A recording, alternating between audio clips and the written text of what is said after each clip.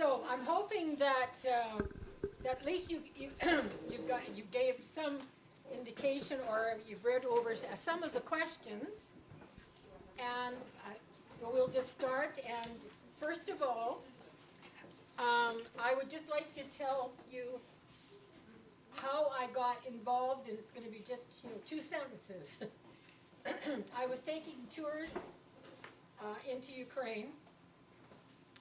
And I stopped at we had a whole bus, and we stopped at a truck stop, and this was in 2003. And what happened was I saw at that truck stop young girls being loaded into a semi-trailer. And I had no idea what was happening. I had, I'm, if I always say middle class Saskatoon girl raised here, had no idea what was happening in the world. But I had a Ukrainian guide with me on the whole issue of human trafficking for 20 years now. And so one of the things is, it has been, it's a really difficult topic. However, you still have to tackle it. And we're evil, what is that called? What's that saying? We're evil. All that it takes for evil to serve continue is for good people to do nothing. That's right. Okay. Say it again. All that it takes for evil to continue is for good people to do nothing. Right. Exactly. So anyway, so what we've done is we've got a twofold mission. What we do is we do presentations in Canada, because and also we have built a safe house in Ukraine for girls that could have been trafficked. Okay? So now the questions come. So, what did you say if I gave you $100 today, what would you buy? Groceries? Gas? 2 cans of Tim Hortons coffee. Okay. Okay, that says it all. However, in the world, you can buy a girl, a slave, for $100. And that's happening throughout the world. Again, I was in Ukraine again, and traffickers came into an orphanage, and they wanted to buy 5 girls, and the director of the orphanage said, it'll cost you $500 for each of them. And so they said that's too much. So they went out to eastern Ukraine, where the intensity of the war is, and they bought them for $100 each. So that was for $500. And that's the evil, and so it continues. So then the other question is, what is human trafficking? Very simply,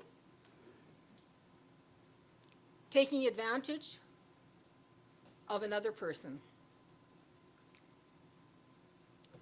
There's a big definition in terms of the United Nations, and it is very difficult to spot that human trafficking because it's very underground. And and it's happening in every corner of the world. And it's happening right here. And that's something that Canadians are not aware of, because they think it is happening in Thailand, in Cambodia, but it is happening here. So what are the types of human trafficking? What did you think?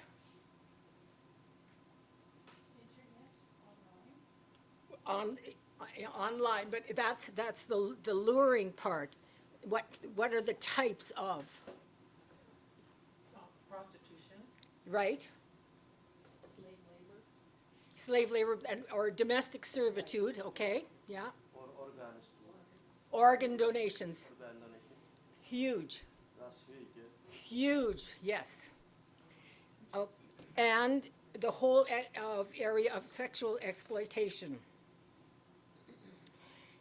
And child soldiers. That's another area. Okay?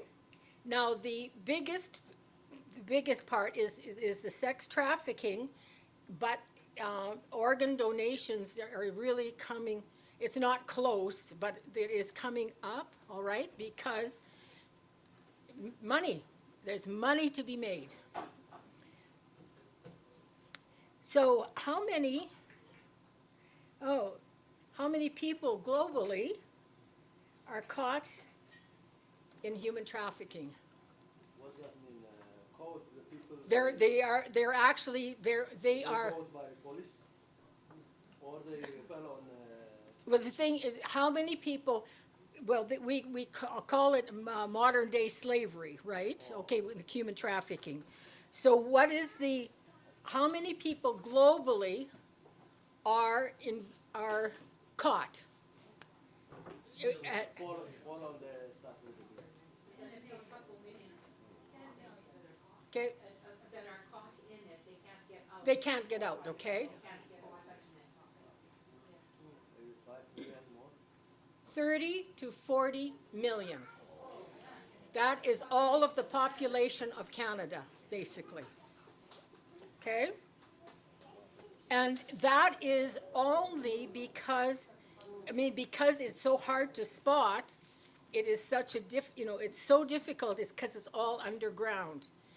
All right?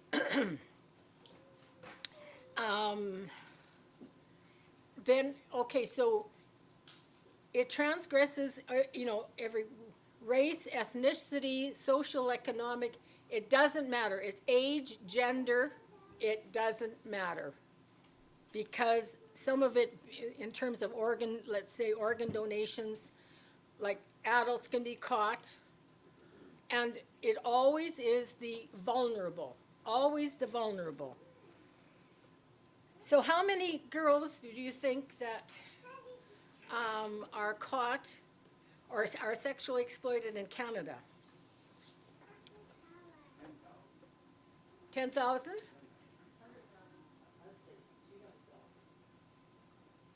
In Canada, In Canada, just Canada. Just Canada. 10 years ago, the estimate was 5,000. Today, 70,000.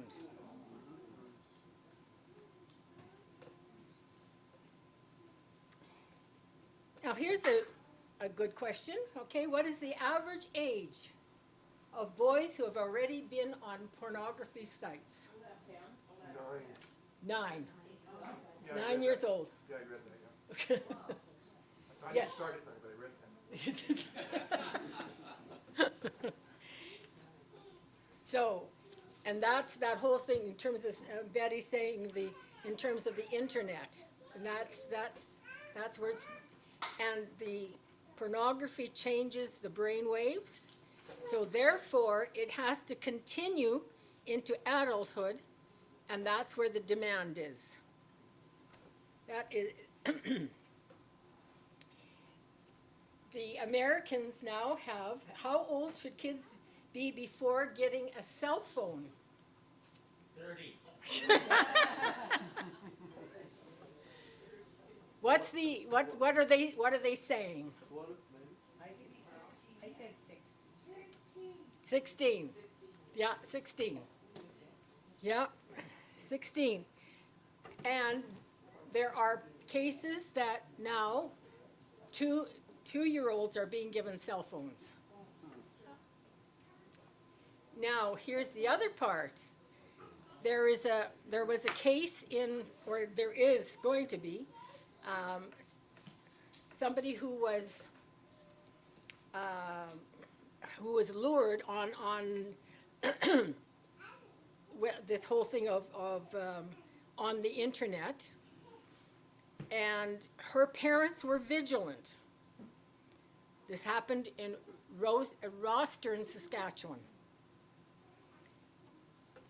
And what happened was, her parents were very vigilant, and what happened was, they were vigilant on her one cell phone, but she had another cell phone. And that's where the whole contact was taking place. So that was something else, okay? And often kids will have two cell phones. One that their parents can see and one that they can only are in contact with. So the average age of a boy or a girl being trapped into human trafficking, 12. Yeah, the average age, well, between, now, it's not just young girls. It can be older girls also, or, young women, okay? And they can be lured also by, presence and loving relationships and romantic relationships or whatever. So, sextortion, what does that mean? Sort of like holding maybe photos ransom, sort of a ransom system. Nude photos being sent. Okay? And then that, so that what happens there is, then they get blackmailed that they are going to be exposed, or they will say, the trafficker will say, and I will kill your parents if you expose me, basically, all right? And that's where a lot of these kids are now committing suicide. And also they get picture of naked picture.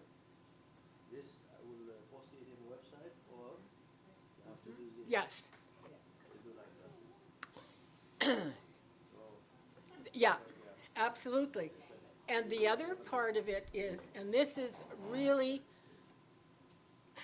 it's the lowest of the low in a kind of way.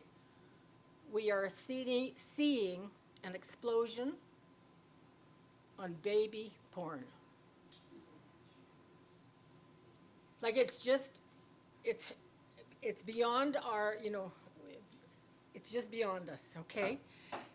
And that's why, like, even when the police are aware of these things, and, on the ICE unit and that kind of thing. And so one of the things is that if you are in that unit, you can only be there for only so long, because you can't take it.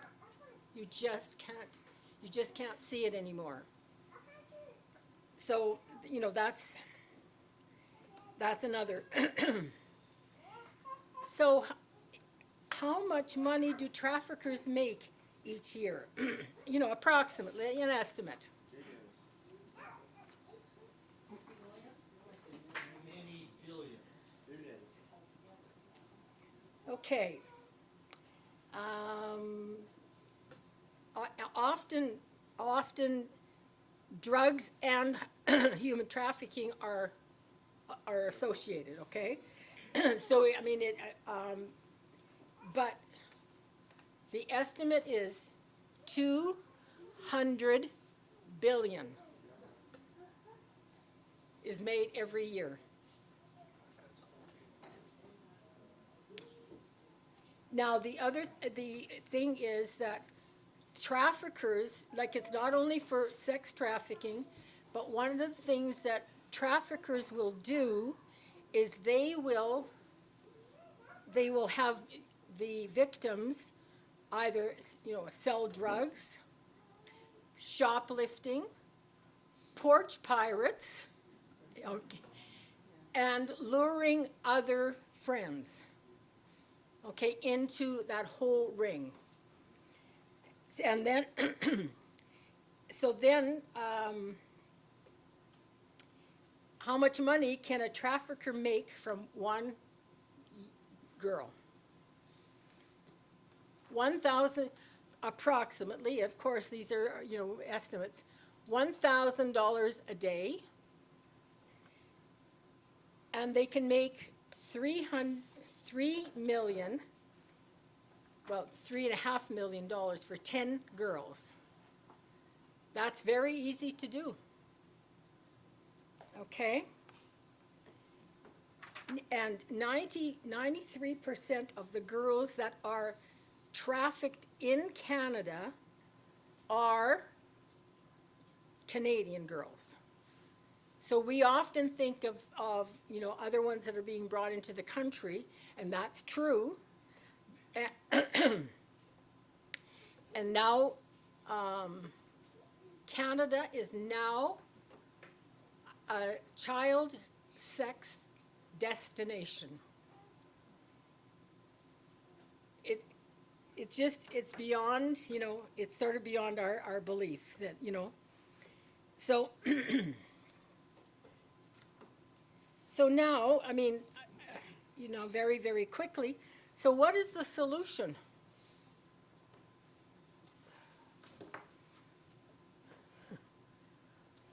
Okay, the suggestions are just coming forward, just Education education. to start. That is the biggest part of what, we can do. And that's why one of the reasons is that the Warbets Foundation, that they bought the pizzas, by the way, give us a small grant every year to do these kinds of presentations, and to young people and to teenage, because I've got a presentation on Tuesday with a group of teens, and and the thing is, now here's what you have to do. Some of you have children, some of you have friends that have children, some of you have grandchildren. You have to talk to them. They are vulnerable. You've got to do that.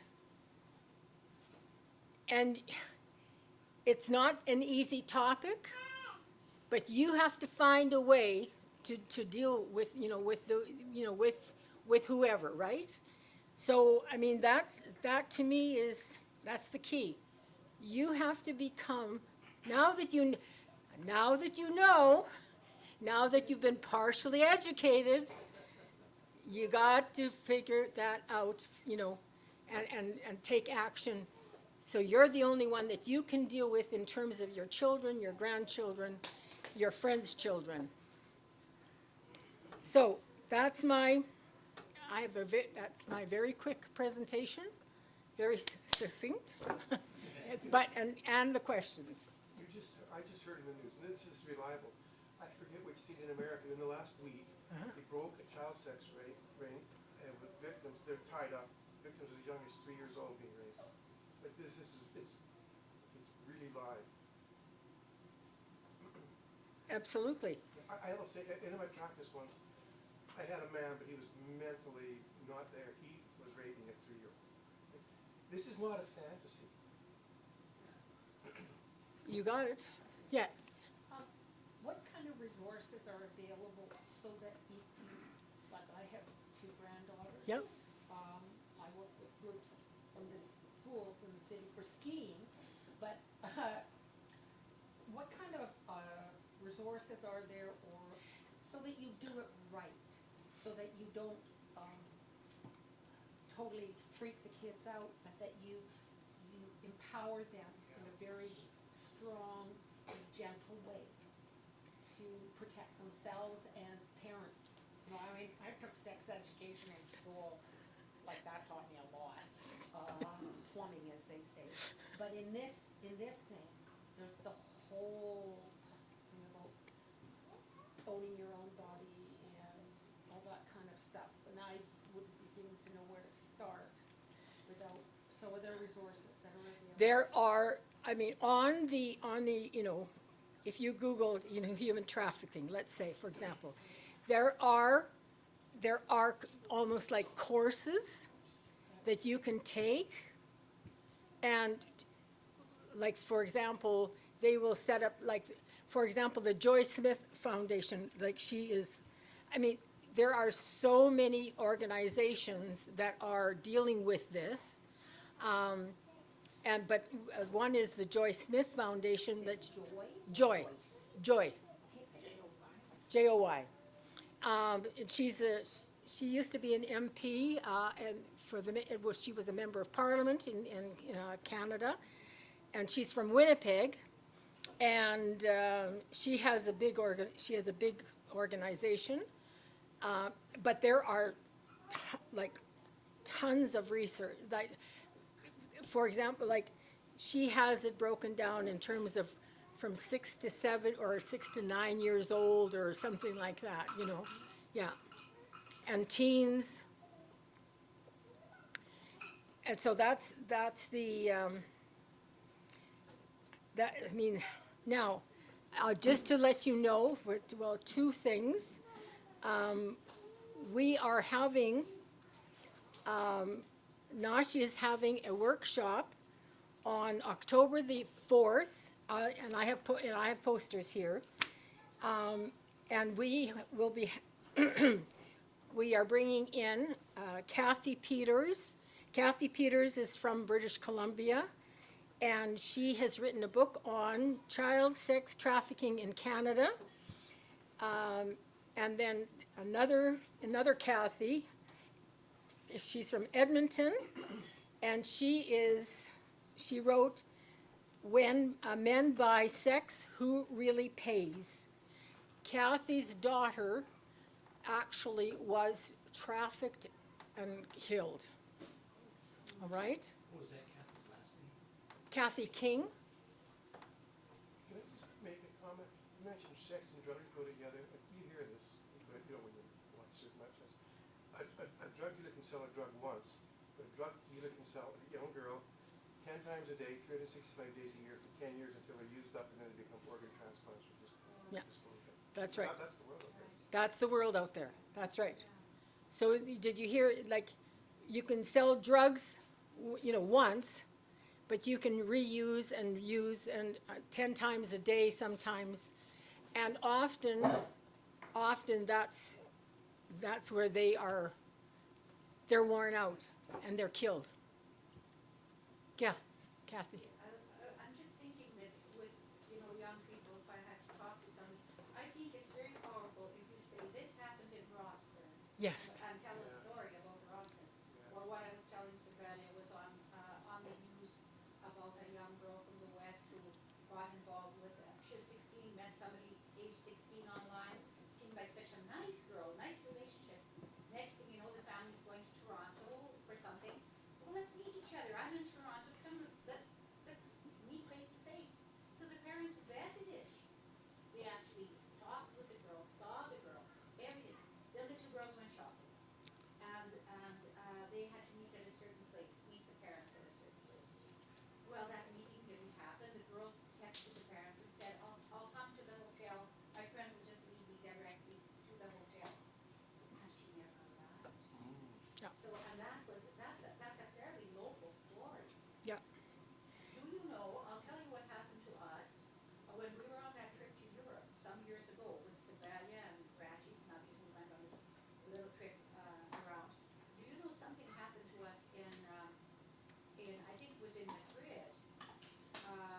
We were in a store that was it was almost like the old Army and Navy. There was everything in there, and we were digging around, and there was a guy there.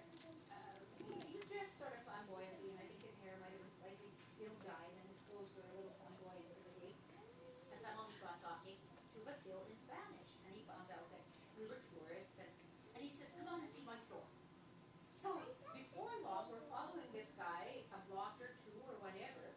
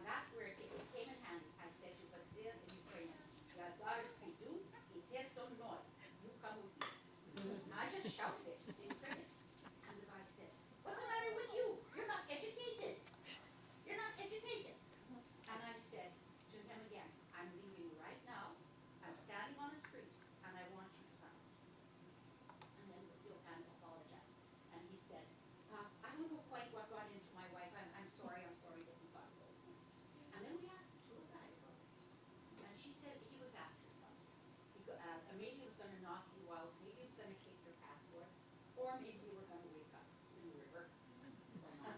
You know, we came mighty close. I sensed it. I really sensed there was something wrong with that situation. What's the other question? What do you do about who's using these people, these children? Yeah, exactly. That's the other question. Stricter laws. That's the other side of the Yeah. story. The other side of the story, the other side of the story is that we do have laws, but they are not being implemented. Yeah, yeah. But would that not lead you to think that there's corruption? Yes, I at the highest level. You know, there was a long time ago, there was, or, you know, I think it was in the, well, long time ago, in the 70s. There was a judge in Moose Jaw who actually was trafficking his daughter in his circle. Okay? That was, you know, that was quite a while ago, of course. But the problem is, we have to demand that in terms of the legal, you know, profession, that when they are caught, okay, I know somebody, and he was a teacher, and, you know, he was a teacher in Purdue, and he was caught and convicted as a pedophile. What did he get? 3 months suspended. Now, this was quite a while ago, because I taught quite a while ago. Oh, yeah, the 1970s. Yes, that was the 70s, yeah. That's right. And it hasn't, I mean, it has changed a little bit, but we are seeing a lot of those court cases that, I mean, or people that are being charged, but they're not given the kind of sentence that they need to be given. And that's gonna deter, I think, that would be a big deterrent. And the other thing too is, I remember years ago that actually when people would be caught, they would have their name in the paper. Remember those days? None of that is it can be done anymore. Just take it one step further. The hockey players that we have, 5, is a good example. Very good example. They're innocent. I can comment on that. I heard when we got the evidence before the trial, and I'm thinking to myself, they can't get a conviction here. They won't get it. No. Because you have to convince beyond a reasonable doubt. Waste of time. Yeah, and so we gotta be careful how we analyze things. Spend the money on something useful. You know, it's just, but again, it's all to do, like, Jan said, it's to do with education. That's what we need to do is, Eyes open too. If you see somebody on the street and you're kind of wondering, is that person what's going on here? You kind of I asked my daughter about it a little bit. She said, well, because she's a police officer. And I said, well, we saw somebody walking down the street here. It looked like that fellow was she's smaller and he was bigger. And I said, I felt uncomfortable, but then he kind of walked on. Yeah. And she said, well, you don't want to, you could get yourself stabbed in a situation like that, so you could get into trouble. But you still have to be aware of that. She said, you should just call the police, if they start, calling it possible problem. Look, you see things sometimes, you kind of wonder, yeah. there was about 10 years ago, there was a teacher from the Lawson Heights area. I don't know, I can't remember exactly what the school is in that area. But anyway, she had a student, and the student was, there was a female, and she kept noticing that she was a good student, but she was started to drop in her grades. Then she noticed that she was kind of sleepier in the daytime, you know, and falling asleep almost at, you know, at her desk or whatever. And so she finally confronted this girl, and it was found out that she was being trafficked, but trafficked, which was interesting, from 4 o'clock to 6 o'clock. So, and she was being trafficked into hotels, and then she was threatened that her parents would be killed if she told. That's happening like in your neighborhood. Yeah. What would you consider an appropriate penalty for that kind of behavior? That kind of coercion? No, seriously. No, I mean, to be honest, I think the minimum would be at least 10 years. That's pretty light. I think they should get a life sentence. If more traffickers were publicly caught and given a life sentence, it might make people think about doing it. Castration. No, serious. Well, they're not using them, they don't care, they just wanna make money off of them. But the other thing is, my sister was a guidance counselor at a high school, and she noticed a girl that wasn't doing well the same kind of way.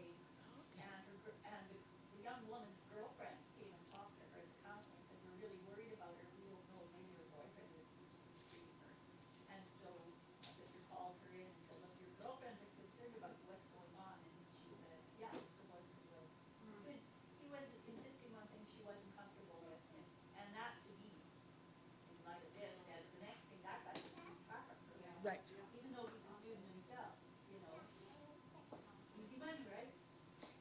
It's money, exactly, yeah. You know, Do you know, Oh, just 1 second. sorry.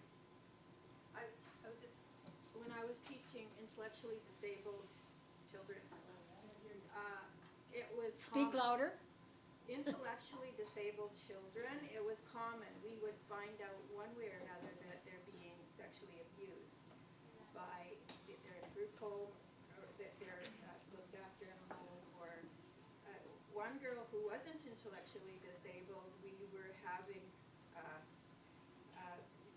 can't remember, it was a health for girls, and at the end of it, I think it was grade 5, this girl said, you mean we're not supposed to have sex with our fathers? So I'm just curious if there's a breakdown of like vulnerability, intellectual vulnerability, and then we have all these now just regular smart people being abused. I just wondered if there was any kind of a breakdown about percentages of who's being abused. I'm not sure of, okay? The only thing I can, you know, that I do know is that, that group is really being targeted, okay? What is it, the LGB, whatever, they're really being targeted right now. And that's, you know, they're really on the rise, okay? War. Any war zones, those children are being, you know, they're being trafficked unbelievably. And poverty, you know, I mean, that's the other issue kind of thing. So it really is, it's horrific every which way, to be honest, okay? I was going to say, Sorry, yeah. we have in our family people who were in the military. My nephew's from the military. One was stationed in, I guess, in Serbia when all the big turmoil was going on. So one day when he was visiting us, he said, we were even stationed to watch a brothel. He said, as soldiers, they were clandestinely, secretly watching this place. And I said, and who was going in and out? And he says, the guys from the NGOs, from the non-governmental organizations. They were the ones that were going in and out. He said a lot. So, you see, it can be intelligent people, working people, whoever, you know. But I think the thing is, you know, sometimes I think as Christians,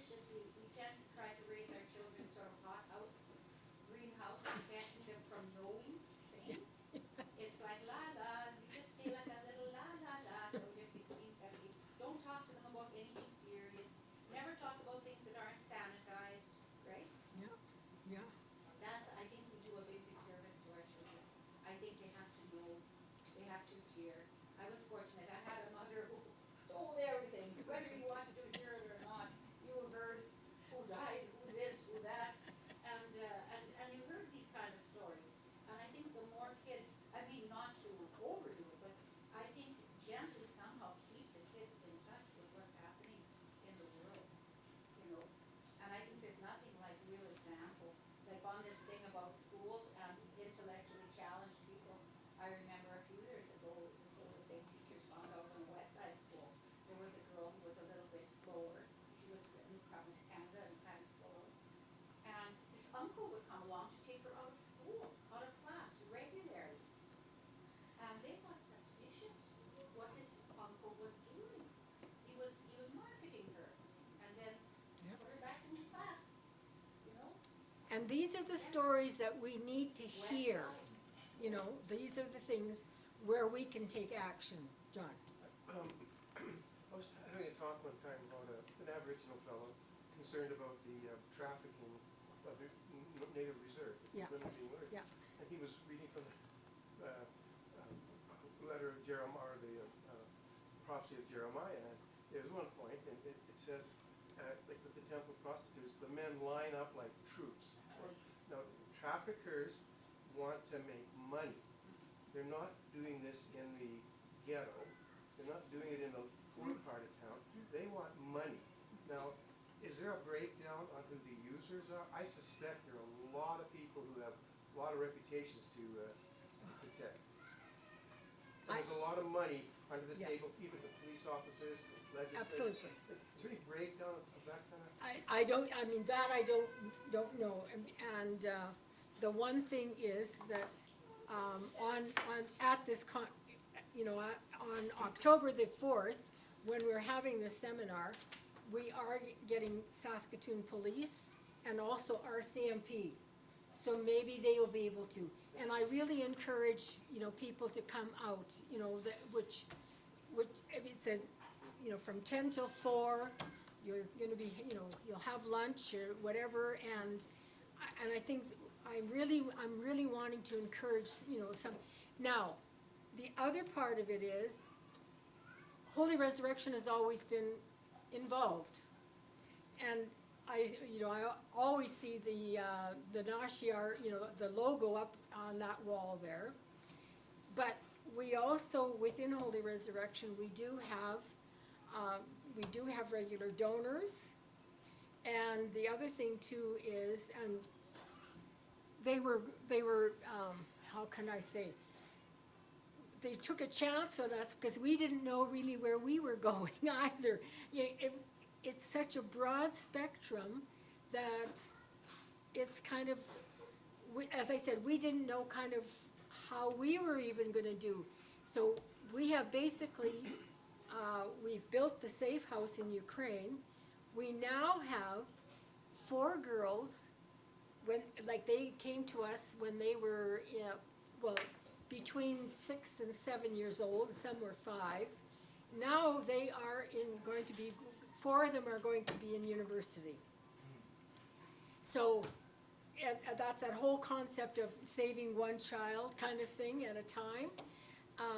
And the other thing too is, and I want to also thank, not only the donors from Holy Resurrection, but often I will call on Katya to sort of, okay, Katya, I don't know how to word this, and she does that, and I also want to thank Betty, who I'm very technically challenged, and so therefore, and Betty has she basically put both of these, the newsletter and the brochure together.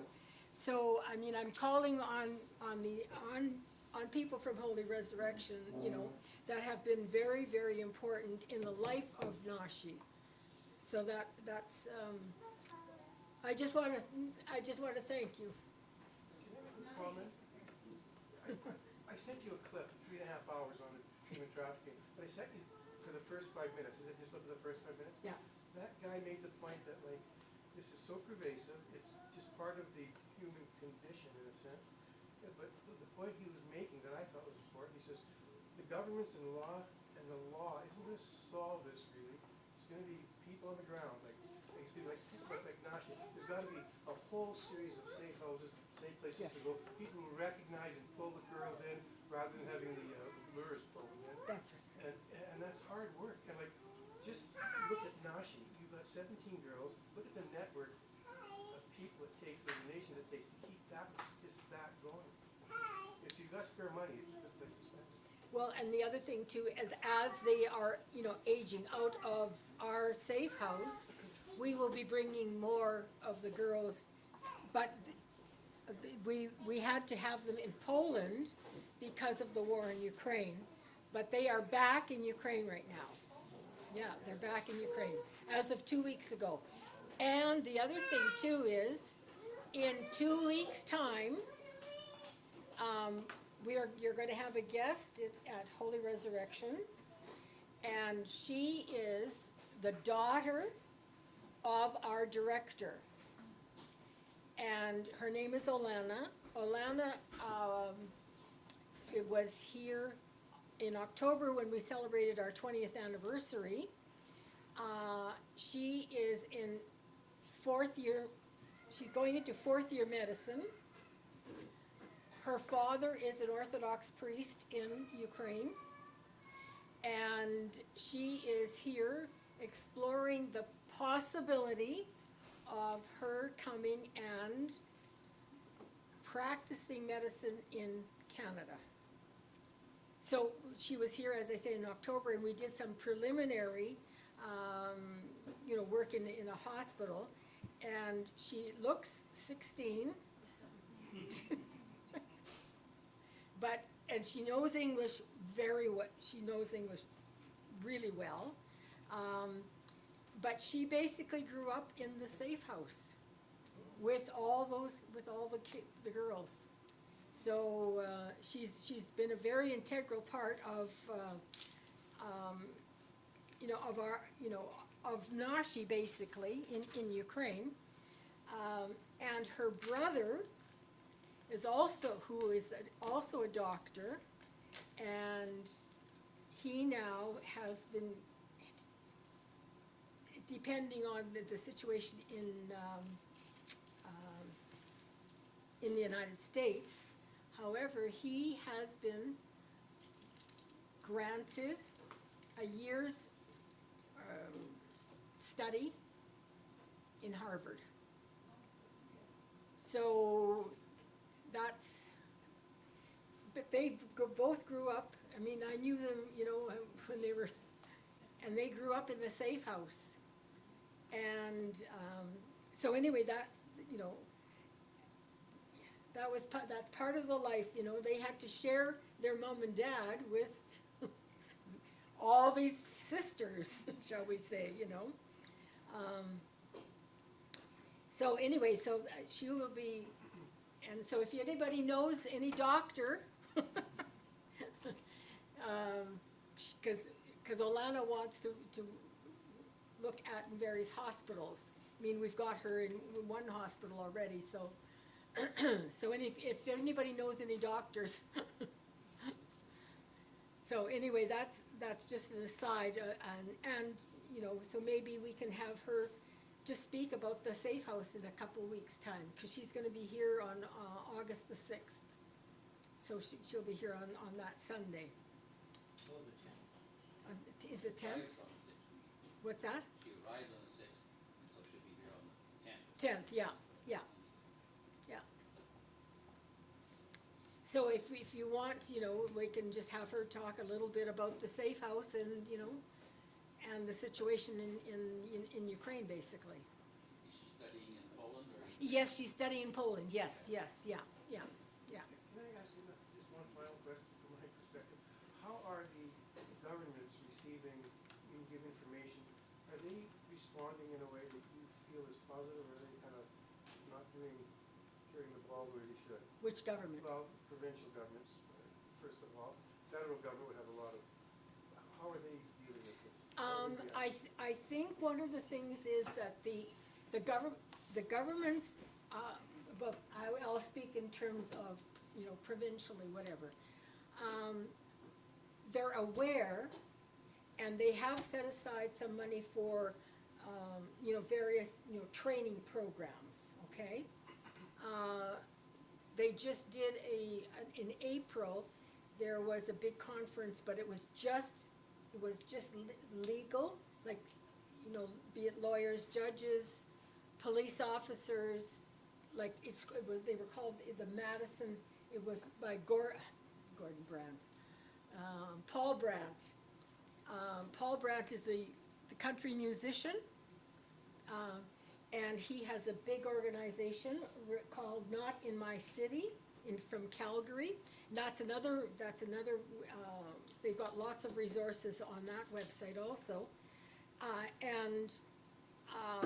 So Alberta has been further advanced than we have been, but Saskatchewan is moving. Like, but, again, phone your, MLA. right. Is part of the solution, say, for Saskatchewan, like, having safe houses? I think it's more education. I think that's the first step. That's the first step. That's cheaper than running a safe house. Yes. A little bit. Yeah. Yes, absolutely, yeah. But there is a group that has a safe house in Saskatoon. It's called Hope Restored. The problem with, and I'm not, I mean, they're doing really good work, but what I'm saying is, they bring in, you know, girls that have been, you know, trafficked or whatever, but they don't have a long enough period of time. That's the issue. You know, and it's with any addiction issues, you know, I mean, if you bring in somebody in terms of a month, it's not gonna, you know, not necessarily gonna help. It helps temporarily, but the thing is, that's why we decided to go with the whole thing about the safe house, because we're taking them all the way to, as they're gonna be, you know, basically they'll be employable at that, you know, at the end of it, you know. So we've got them from 5 till, you know, 20 years old or whatever kind of thing, until they complete their education. Can I ask a couple of Yes. questions?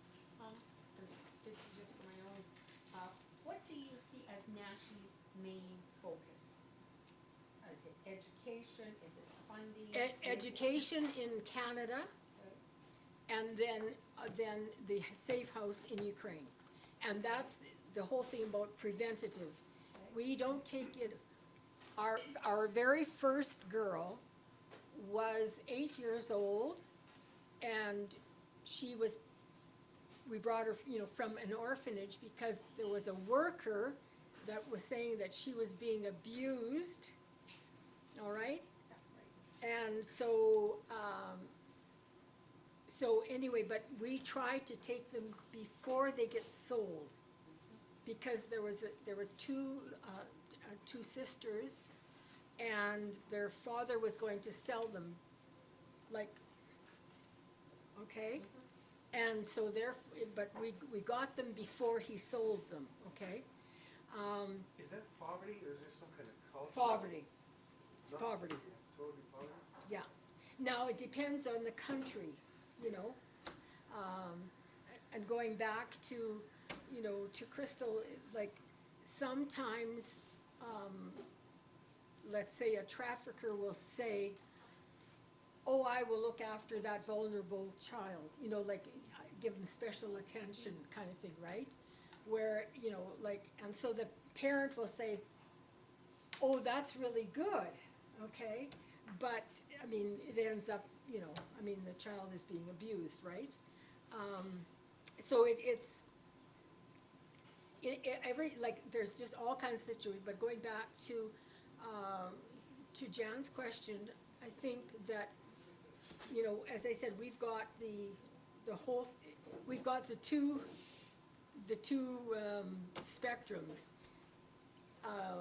National, locally, the education, and then globally, we've got the safe house. So we've got the two goals, is what it is.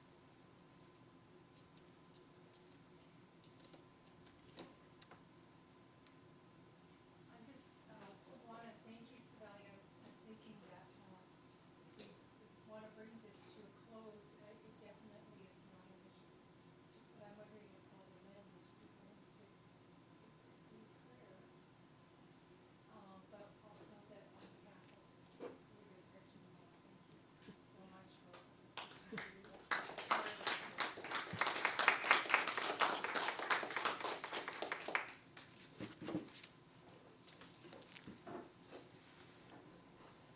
Thank you, thank you, thank you. This is the kind of information that is hard to hear, hard to speak, I'm sure. This isn't an easy task for you, my friend. Yeah. And I'm so pleased that we just sit here and listen carefully, we attend to it with focus, and your whole exam was perfect. Trust a teacher. Did you pass? Well, you didn't mark them yet, so you have to mark them. Yeah. So I really appreciate your efforts and your concern and your love. Thank you so much. Such a huge task. And this is where, I gotta say it again, this is an example of how we acquire the Holy Spirit, the Spirit of truth, the Spirit of love. We do these things. We do them. Faith does not save us.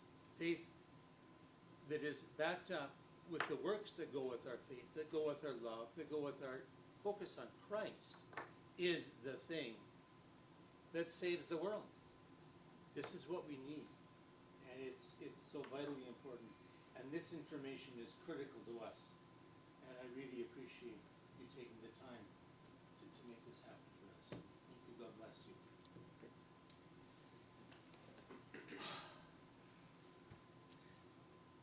Lorraine, could you lead us in It Is Truly Me?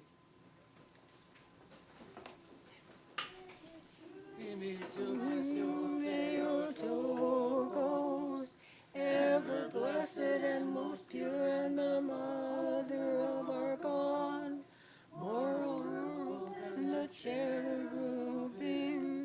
and more glorious beyond compare than the seraphim. Without interruption you gave birth to God the Word. Truth Theotokos, magnify you. The Father, the Son, and the Holy Spirit. Okay, now, I really need a nap. And you need to pick up these that. posters and a Nashi brochure, which Betty had a hand in, and the newsletter, okay? Thanks. But I want the numbers again. The number 4, how many are we caught? I Oh, didn't write it down. 30 to 40.